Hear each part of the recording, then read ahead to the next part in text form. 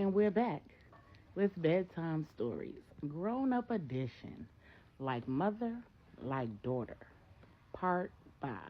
When we left off, Marcus had confronted Jessica, and Jessica dropped a bomb on him. Lauren discovered that her assistant is best friends with Jessica, and Regina expressed some concerns about Q being in Denver with Angela. The following morning, Brielle walks into the law firm and she looks stressed out.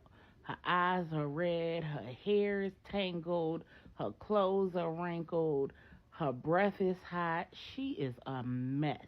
Lauren takes one look at her and tells her, "Come with me to my office." Brielle follows Lauren into her office.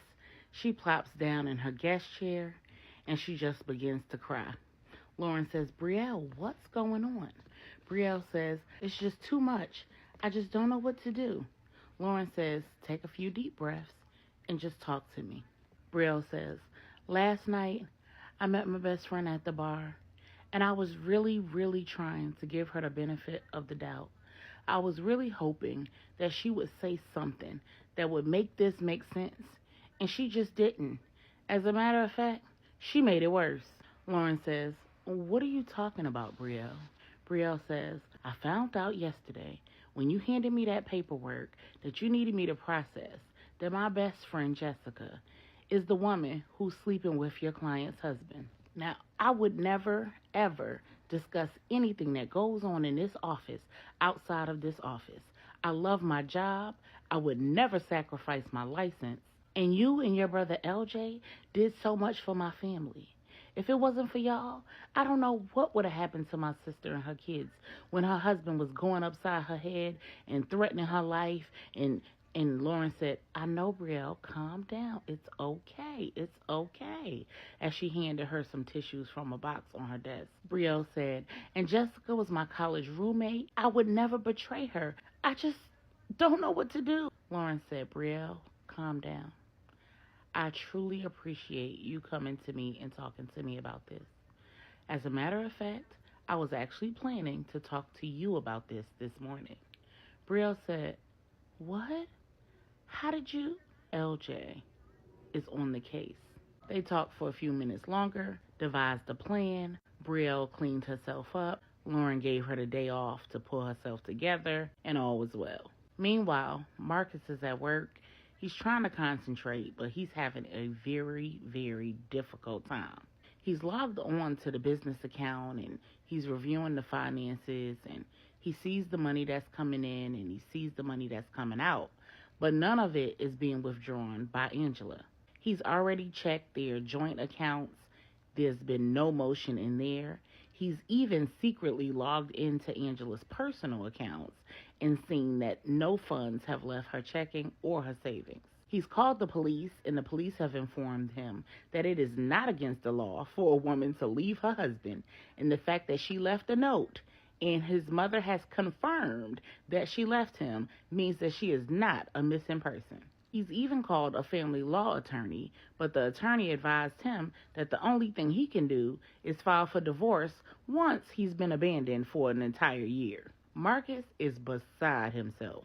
He put a trace on Angela's car and found it parked at the airport, but he found no signs of an airplane ticket being purchased on any of the credit cards or from any of the accounts. As far as he knows, his wife has disappeared without a trace, and she took everything that she owns, including a dog. The only thing she didn't take was all of the property and the inventory for the hair and skincare business. Marcus has already contacted the business attorney and verified that neither of them can do anything with the business without the other one, as it pertains to liquidating the assets or closing the business, relocating the business, or anything of that sort. As Marcus reviews all of these facts, he gets a call from his assistant telling him that his supervisor wants to see him in his office.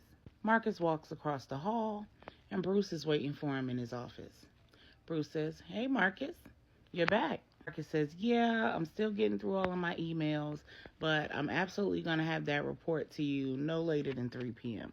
Bruce says, No, I wasn't calling you in here about that report. I know you'll be on it. I just had a question for you. Did you do anything fun while you were on vacation? Marcus looks at Bruce and he says, pardon? Bruce says, I noticed that Jessica was on vacation too. Were you guys together? Marcus says, what would make you ask me something like that?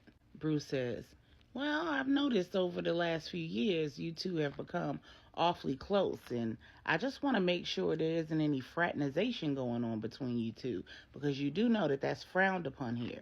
Marcus looks at Bruce and says, and I've noticed some things over the years too. I've noticed how you look at her. Nevertheless, you don't have to worry about me. I'm not your competition.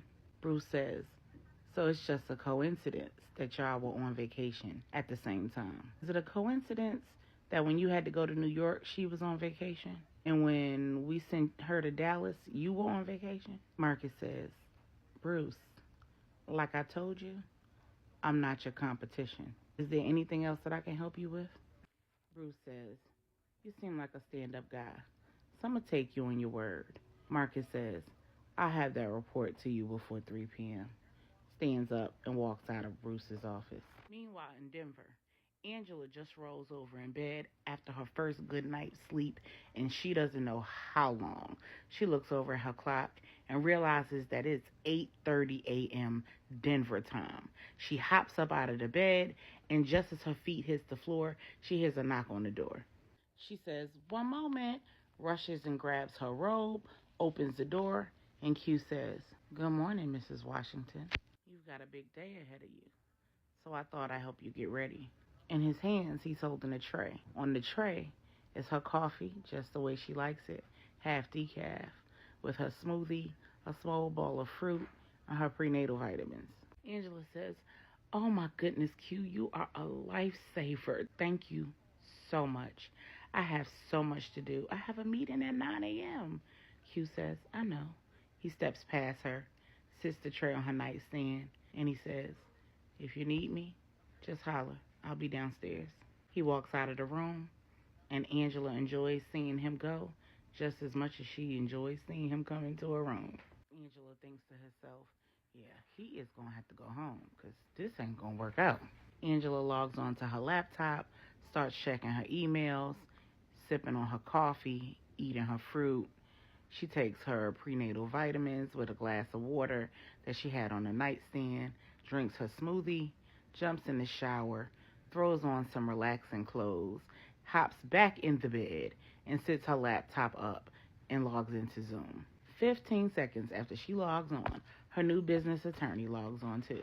Regina says, hey, best friend. Angela says, see, this is why Marcus didn't want us to hire you when we first started our business, because you don't take nothing serious.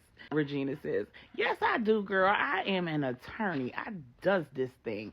We're going to have your new business up and running in no time without Marcus, and he'll never be the wiser. But I'm still happy to see you. Hey, best friend. Angela says, well, thank you so much for representing me. At least now I get to see you. I miss you. Regina says, I miss you too. And so does Bentley. Now you know I miss my doggy son. I miss my business, and of my staff, I miss Bernie the most. I truly appreciate her. She is such a rider. I will never be able to figure out a way to repay her for taking Bentley for me.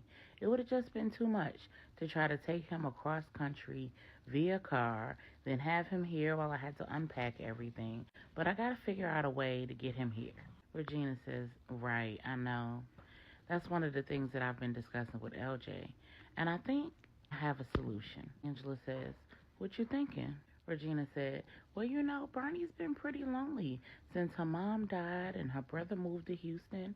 It's really just been her. I really think she only stayed because of the business.